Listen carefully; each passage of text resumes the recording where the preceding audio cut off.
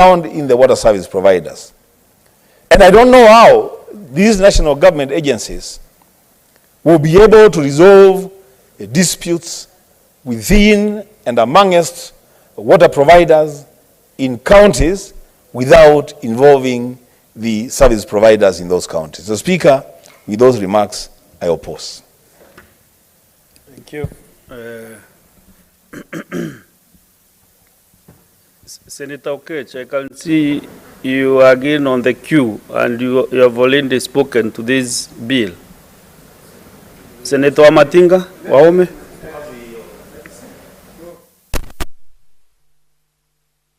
Senator Matinga. Thank you very much, Mr. Speaker, sir. I stand to support this bill with amendments. Mr. Speaker, sir, I sit in the Water and Lands Committee where this bill has been discussed.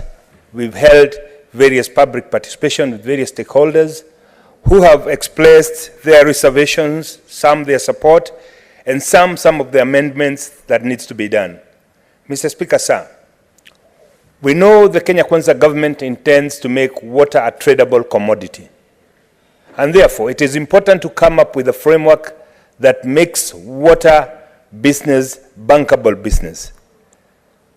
As good as that may be, Mr. Speaker, it is also important to note that water supply, being a devolved function, the county governments which have been starved of the budget from the line ministry, they are left to do the reticulation.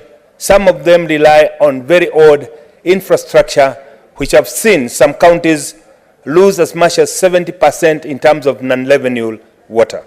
Mr. Speaker, sir, to be able to address this, we must come up with a comprehensive solution, which means that because some of the water infrastructure goes close counties, we need to have water development agencies which as envisaged in the Act of 2016, so that the issues of those water bodies that are closing counties can be addressed.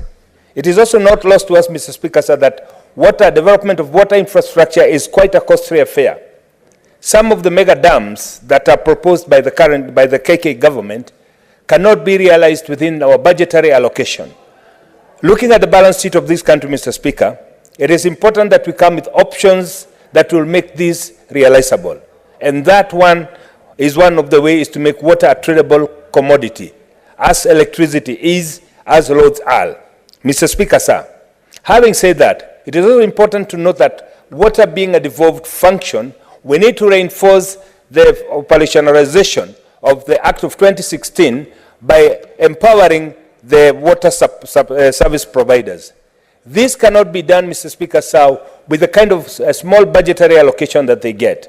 Therefore, it is important for us to change the way the approach we've been using. We must be deliberate on having a paradigm shift in the way that we approach the financing of this infrastructure.